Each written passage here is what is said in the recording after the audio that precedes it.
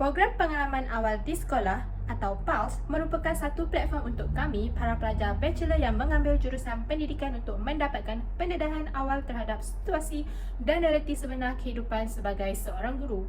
Assalamualaikum dan salam sejahtera. Saya Nur Fatihah binti Ahmad Rafidi dengan nombor matrik 211196. Saya merupakan pelajar Sains Biologi dengan pendidikan kepujian di Universiti Putra Malaysia. Pembentangan ini adalah mengenai refleksi pengalaman awal di sekolah yang telah saya jalani di sekolah menengah jenis kebangsaan PYUAN Kapal Perak selama 10 hari. Sekolah ini ditubuhkan pada tahun 1912 dan dinamakan sebagai Sekolah Hokkien. Namun, nama sekolah ditukar kepada Sekolah PYUAN kerana berlakunya kekeliruan dalam kalangan masyarakat. Mereka menganggap bahawa hanya pelajar yang berbangsa Hokkien saja yang boleh mendaftar di sekolah tersebut. Pada tahun 1919, rumah kedai berdekatan dijadikan sebagai bangunan sekolah kerana berlaku peningkatan bilangan murid dan berkembang menjadi 2 buah sekolah pada tahun 1958.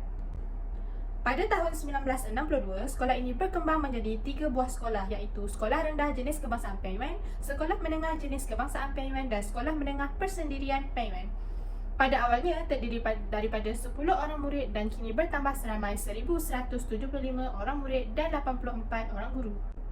Seterusnya, visi dan misi Sekolah Jenis Kebangsaan PYUAN selari dengan misi dan visi Kementerian Pendidikan Malaysia. Visi Sekolah Menengah Jenis Kebangsaan PYUAN merupakan pendidikan berkualiti, insan terdidik dan negara sejahtera. Misi pula adalah melestarikan sistem pendidikan yang berkualiti untuk membangunkan potensi individu bagi memenuhi aspirasi negara. Slogan bagi sekolah ini adalah Be a Scholar, Sportman and a Gentleman dan motto sekolah merupakan Zikiang Buci yang bermaksud berdikari dan bersemangat kental berusaha berterusan ke arah kecemerlangan. Lokasi sekolah. Sekolah ini terletak di nombor 9 Jalan Kuala Dipang 31900 Kampar Perak. Antara infrastruktur yang terdapat di SMJK PYUAN adalah seperti berikut. Seperti pusat sumber, bilik darjah, makmal kimia dan ruang bacaan. Seterusnya adalah refleksi terhadap proses pengajaran dan pembelajaran di dalam kelas. Saya telah ditugaskan untuk membuat pemerhatian terhadap subjek biologi di sekolah menengah jenis kebangsaan PYUAN bersama guru pendamping saya iaitu Cik Oi Hui Lee yang merupakan Ketua Panitia Biologi di Sekolah Menengah Jenis Kebangsaan PYUAN. Saya berpeluang untuk menyertai pembelajaran dan pengajaran di dalam kelas sebanyak 2 kali. Sepanjang pemerhatian, kaedah pedagogi dan aktiviti dijalankan adalah seperti berikut. Pertama, menggunakan kaedah literasi, teknologi maklumat dan komunikasi.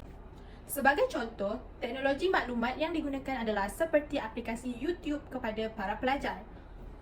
Seterusnya adalah pembelajaran berasaskan kontekstual. Amalan ini adalah sangat berkait rapat dengan pembelajaran secara inquiry.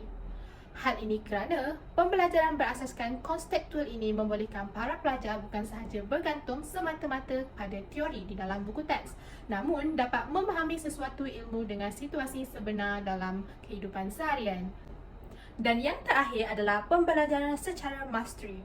Pendekatan pembelajaran ini sangat penting kerana seseorang guru dapat mengetahui dan memahami standard kefahaman para pelajar tentang sesuatu subtopik dengan membuat kuis atau bertanyakan soalan spontan di dalam bilik darjah.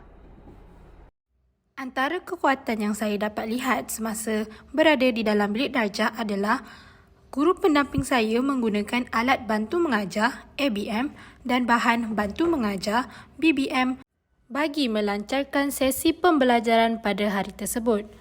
ABM dan BBM juga banyak membantu dari segi kefahaman para pelajar. Seterusnya, hubungan akrab antara guru dan pelajar antara Cik Hui Lee dan para pelajar beliau adalah sangat berkesan. Hal ini kerana komunikasi secara dua hala berjalan secara lancar disebabkan oleh hubungan akrab ini. Seterusnya, pelaksanaan kebat yang digunakan dapat membantu pelajar untuk meningkatkan kemahiran berfikir secara kreatif dan kritis.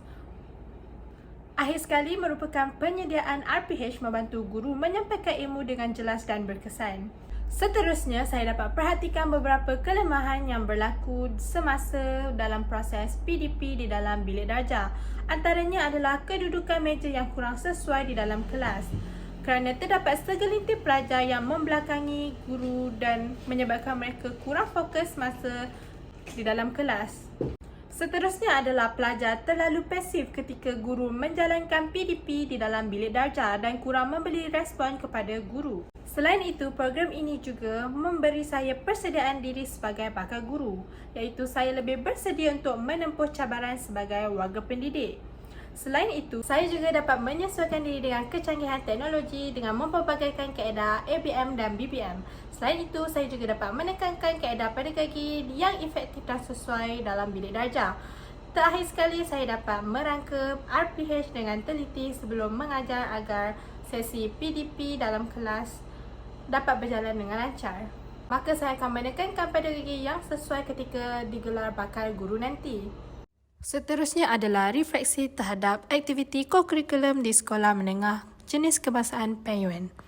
Antara kekuatan yang saya perolehi adalah pelajar dapat memantapkan disiplin dalam diri seperti menghadiri aktiviti kokurikulum tepat pada masanya. Selain itu, aktiviti kokurikulum ini dapat mengasah bakat terpendam dalam diri pelajar. Hal ini kerana sesetengah pelajar berasa malu untuk menunjukkan bakat masing-masing. Jadi, dengan aktiviti kokurikulum ini, mereka dapat menunjukkan bakat yang terpendam dalam diri masing-masing. Selain itu, aktiviti kokurikulum juga meningkatkan kualiti sesebuah sekolah sekaligus dengan imej sekolah akan dipandang tinggi oleh masyarakat luar. Selain daripada kekuatan, terdapat juga beberapa kelemahan yang dapat saya perhatikan, iaitu seperti penglibatan pelajar tidak menyeluruh semasa aktiviti kokurikulum dijalankan kerana masih terdapat pelajar yang ponteng dan tidak mahu menyertai aktiviti kokurikulum. Cadangan saya adalah pihak sekolah ataupun guru pendamping masing-masing untuk mendenda pelajar yang enggan menyertai aktiviti kokurikulum ini.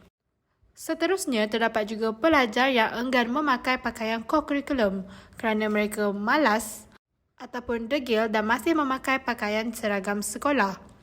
Hal ini akan menyukarkan lagi untuk melakukan aktiviti kokurikulum. Kepentingan aktiviti kokurikulum terhadap profesionalisme keguruan adalah bagi meningkatkan kemahiran seorang guru dalam membuat perancangan sebelum aktiviti dijalankan. Selain itu, dapat membentuk guru berfikiran kreatif dan kritis. Yang terakhir adalah bagi mengasah semangat kepimpinan dan disiplin para guru. Terakhir sekali, aktiviti PALS ini banyak membantu saya dalam menyediakan diri sebagai seorang guru pada masa akan datang.